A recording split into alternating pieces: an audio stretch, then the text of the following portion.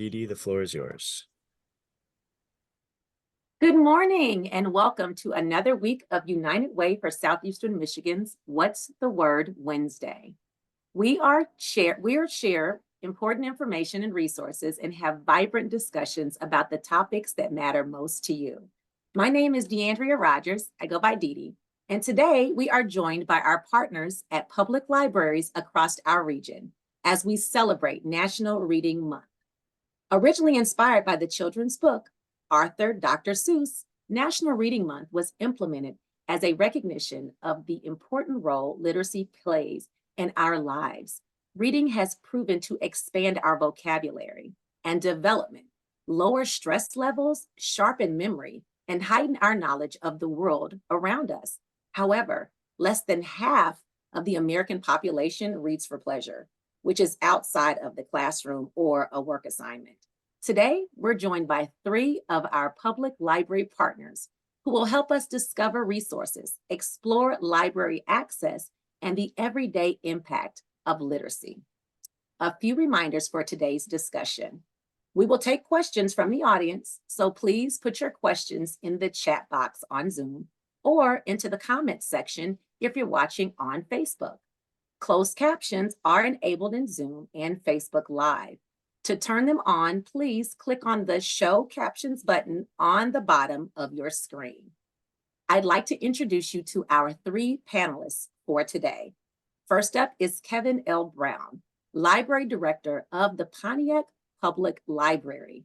Kevin L. Brown began his library career as a library assistant at Georgia State University's Pullman Library while achieving his undergraduate degree.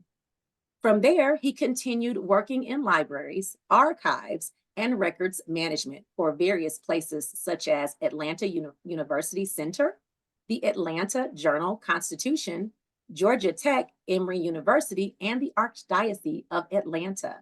In February of 2023, Kevin was named Library Director for the Pontiac Public Library, where he currently works to ensure the library is fully staffed, actively provides literacy-based programming for youth, families, and seniors, develops partnerships with Pontiac School District and the city's Parks and Recreation Department, and explores ways to bring much-needed capital improvements. Bernadette McAllister, Coordinator of Major Activity, Children's Services, Detroit Public Library.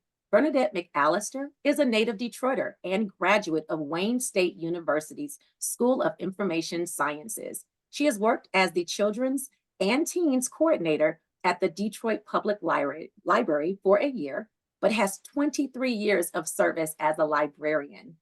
Within her current duties, Bernadette works with corporate and community partners such as LEGO, Michigan Science Center, Detroit Public Schools Community District, Project Art, PBS Kids, and Great Start Wayne to plan and implement literacy and enrichment initiatives. It is her mission to meet the literacy needs of the families in the city of Detroit through educational and engaging programs, as well as working with community partners to enhance and empower the residents of Detroit. Susie Shipman, Head of Children's Services, Redford Township District Library. Susie is an innovative, experienced, and passionate librarian with more than 25 years of service coordinating administrative, customer relations, creative, and community outreach functions with library settings. She's also a mother of two, an avid reader, and a DIY weekend warrior. All right, happy National Reading Month, everyone. Welcome and thank you for being here with us today. We're going to move into the presentation portion of our town hall, which gives space for each of you to share a short presentation, and afterwards, we'll move into our Q&A discussion, where our audience will have the opportunity to share any questions they may have today. So Kevin, would you like to go ahead and get us started? Sure. Good morning. Thank you for having me.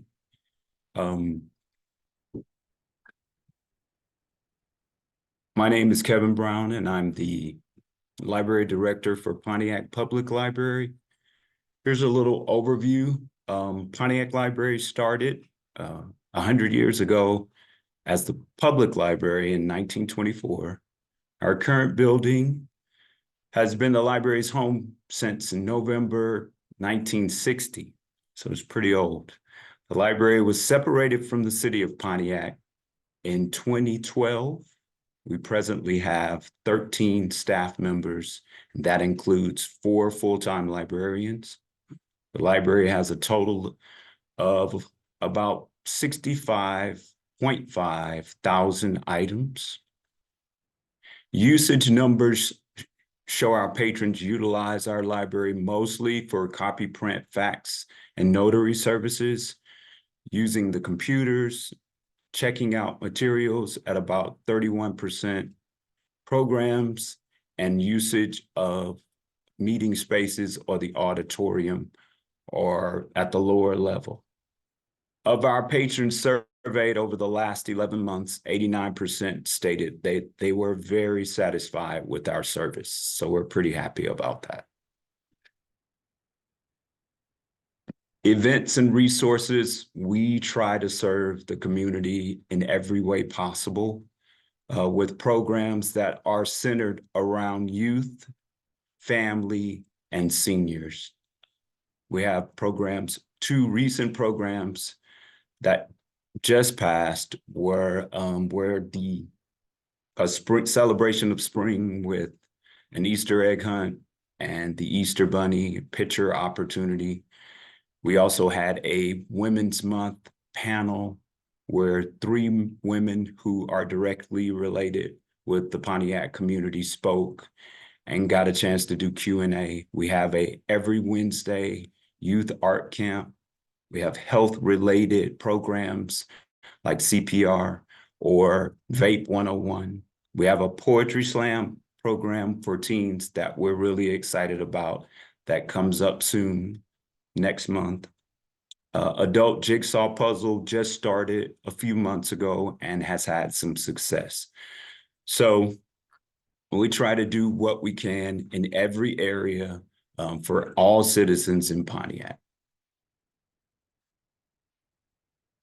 Some of our e-resources that are pretty popular, and I'm sure they're popular across the region: Hoopla, Duolingo, Libby, Ancestry Library is really popular.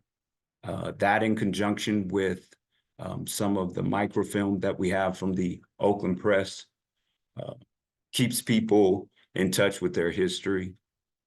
Even special things like auto repair. So we have a lot. And what's really dear to me is outreach.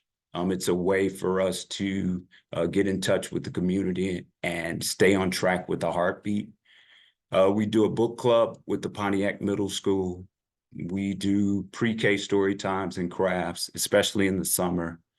I organize personally a senior centers library, and that's a before picture. Thank you. And we do book delivery for seniors at a few senior centers. And that's it. Awesome. That is amazing. That is so awesome. I took down a couple of notes. Outreach is also one of my passions too. I love it. I think that you all are doing a lot of great programs and it sounds spectacular for a lot of things that families and students and seniors can do this summer. So thank you so much for sharing. Thank you. Adette, I'm going to go ahead and kick it over to you. Hello, my name is Bernadette McAllister, and I am the coordinator of major activities for the Children's and Teen Services at the Detroit Public Library. On the screen, you will find our website, which is, you can find it at detroitpubliclibrary.org. And once you're on our website, you will find you will be able to gain access to a lot of our wonderful resources, and it will also guide you to some of our programming with different areas where you can find it. The Detroit Public Library currently has 19 locations open. Right now I am at the main branch. And on our website, if you, for the different tabs, you will see Kid Zone, And once you click on our Kids Zones, you will see some of the resources that we provide for families and children. The next slide, you will see that we have a monthly reading challenge that's called, it's through the BeanStack app.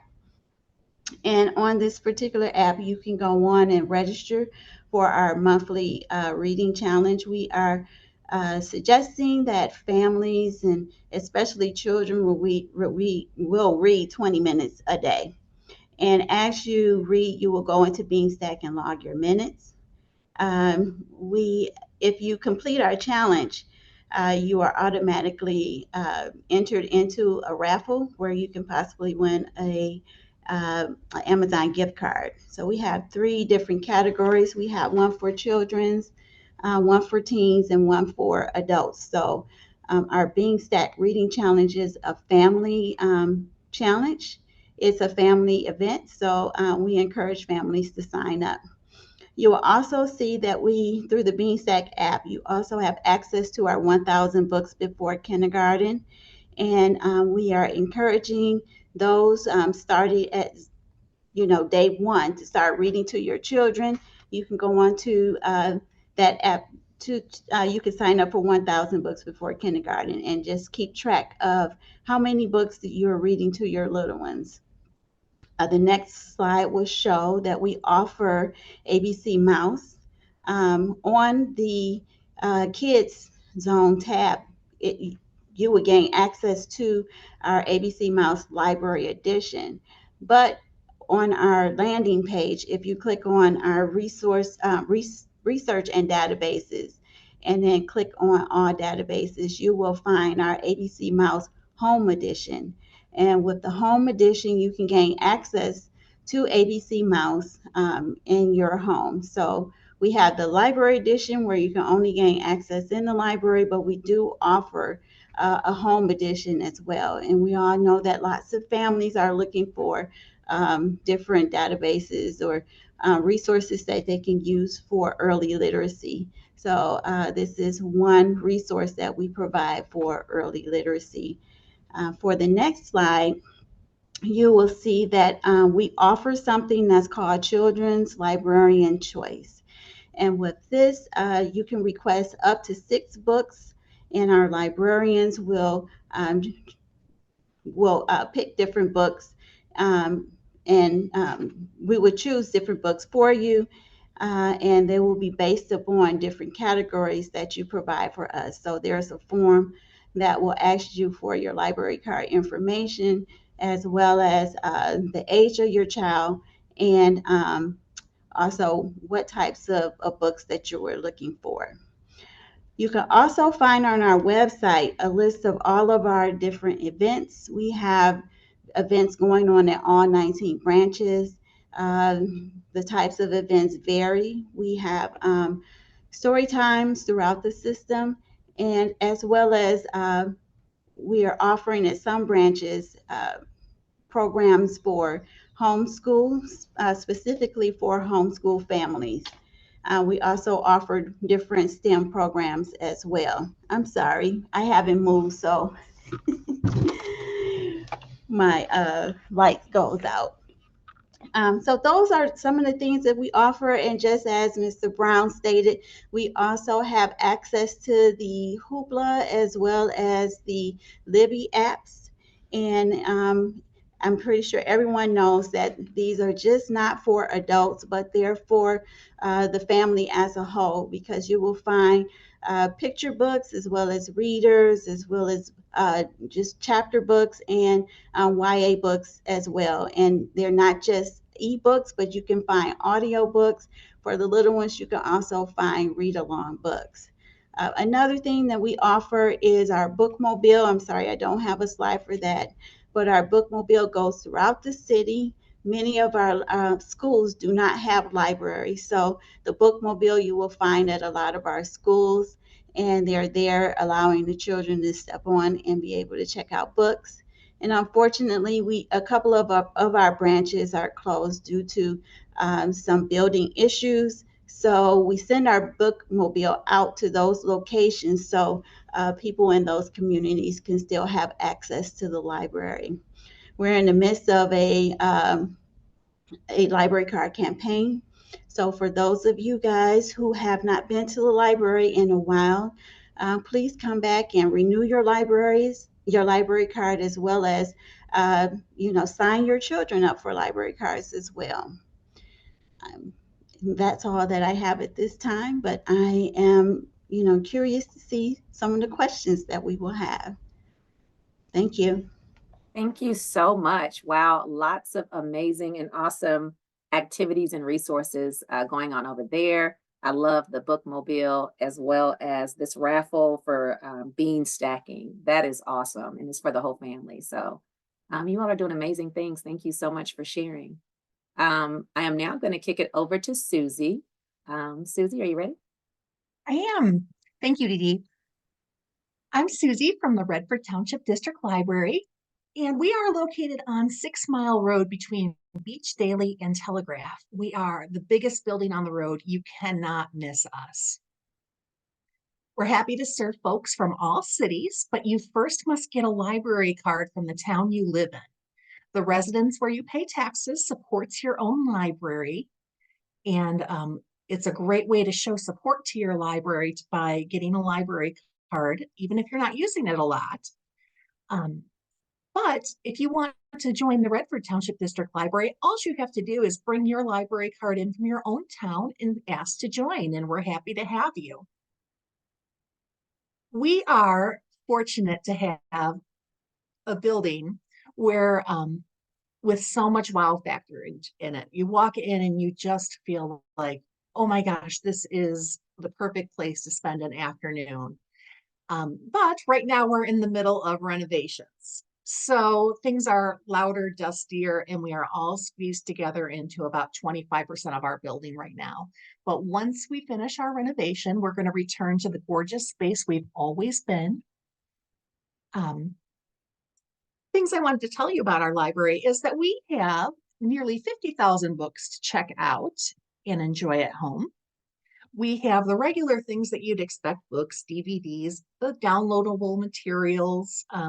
We have TV shows, music, and books. But one of the most exciting things we have is a library of things. These are items that you might need to use once, like a party tent or a telescope. We have giant lawn games. We have a laser level that I use all the time with my weekend projects, wireless hotspots.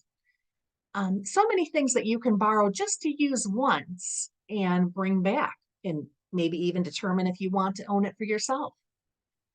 We have an enormous seed library where you can come and get free seeds to grow your own garden, make food for your family. Our items circulate between 7 and 21 days at a time, except for the seed library. You get to keep that forever. And items automatically renew if no one's waiting for them. But, and we also don't charge any late fees. The only kind of fees we ever charge at the library are if you lose or damage a book and we need to replace it. So we would charge for, making that right. We can go to the next.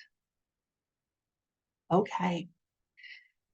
We have so much literacy education at our library. We have story time classes, tutoring, and some of the tutoring that we do for the computers is one-on-one. So folks are welcome to come in with their own items. So let's say you got a new phone and it's just not making sense to you. We have people who will sit down with you for a half hour and help you parse through what your issues are with your new bit of technology and get you on the road to being a smooth user. We have databases just like the other libraries in the area. Someone called the other day asking to prepare for the real estate license. And we have a database that will help you do that. So anything you need to learn, you can likely get those skills at the library for free. We can go to the next. We have meeting space. So nonprofit community organizations are welcome to rent our meeting rooms, and it's not very much money. We don't rent for private parties or social gatherings, but we do rent to nonprofit community groups. We have study rooms, and after our renovation, we are going to have so many study rooms, probably about 25 of them, where people can just come in and have their own private little space at the library to sit and focus on whatever it is they need to do Zoom calls. We get a lot of folks who come in needing to use our Wi-Fi for court appearances for different reasons. And you can have a private room to do that. We have a cafe with lots of vending machines where you can meet with your friends, have a little snack, talk things over, just enjoy some time in public that's very, very low cost. You can scoot to the next one. Oh, entertainment. Oh, we have so much fun at the library. And one of the things that I like to tell parents is think about when your child is 60 years old and they're able to look back and say, my grown-up took me to the library every Friday. My grown-up took me to the library every week, and we checked out books, we did games, we had all these wonderful memories that we did together. And like it just gives me chills. Such a heartwarming thing to think of giving that legacy to your child of these close memories where you're not spending any money, but you are pouring yourself into your child and giving them an experience to last forever. But we have movie nights and craft experiences, animal programs. We everything we do is free of charge, and you can check our website or any library in the area for their website.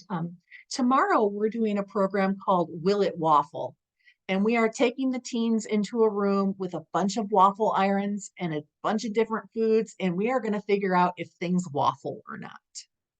And it just seems like a great way to get these kids interacting with each other and off of their phones and maybe trying a new food. But I look forward to any questions that you might have. I'm so excited to share everything about the library with you. Thank you. Thank you. Thank you so much, Susie, for that information. Lots of exciting things going on in Redford. And one that stood out to me is gardening. I want to do a garden. So I'll be stopping by to pick up some seeds. So this sounds really exciting. Thank you all so much for all of this great information. And we appreciate the wonderful work that each one of you are doing within your region. Let's kick it off for some discussion questions. So let's see here. I see one here. This one is for Bernadette specifically from the Q&A. Does Amazon donate the gift cards? If not, why aren't you going out to independently owned business to donate to the reading prizes, for the reading prizes? I guess let's answer the first part of that. Hope you understood that question. So, no, Amazon does not donate the cards. And one of the reasons, the reason why we decided to go with Amazon is because of the variety. Everyone is they don't want the same thing. And so we went with Amazon because of, people can go on and they can buy pretty much anything that they want. At one time, we did look for some local vendors, but most of our clientele has told us, or our customers have told us, that they prefer the Amazon gift card. Yeah, and I can see why. I think there's a lot of Amazon lovers out there. So thank you for that. I'm going to go ahead and read another question. So with March being National Reading Month, there's a special focus on encouraging children and adults to develop a love for reading. How does literacy enrich our lives? So Susie, you want to take that one? Oh, I sure do. Literacy is so many things. It's putting a child in your lap and reading a book. It's scrolling through Facebook. It's reading comic books. It's just anything interacting with the written word that brings you pleasure. And if you haven't read a book in a while, it would make every librarian's day if you walked into a library and just said, I need something to read. This is the last thing I read that I liked. And we will spend hours finding you whatever it is you want. I love that. Kevin, did you want to add anything to that? Sure. Another side of that coin is definitely the information side that comes with literacy. I look at it as an equalizer. Spending a lot of time before public libraries and academic libraries where the focus is on research and finding information. And me, as a kid growing up at the library, we didn't travel much, but I traveled a lot through the books that I read. Surprisingly, a lot of those books were reference books that talked about countries and places and people that I had never heard of. So for pleasure, first and foremost, always, but also the information piece. We can't lose sight of that. Literacy is definitely the great equalizer. Thank you for that. I agree with you all. I remember going to the library as a child, and I always wanted to make sure that I took my children.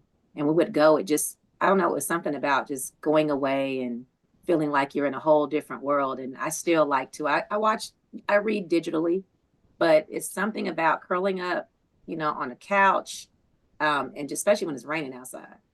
So last night would have been a good reading night. So, and just curling up and reading that book, I don't know, it's just something about it. So I love all of the activities you all are doing. Bernadette, did you have did you want to have anything to add to that? Well, I agree with what Susie as well as Kevin have said.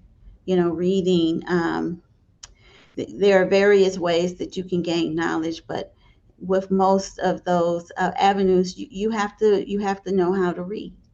And Right. with reading, as Susie said, sitting down with a child and reading, um, it just builds that relationship with the parent and the child.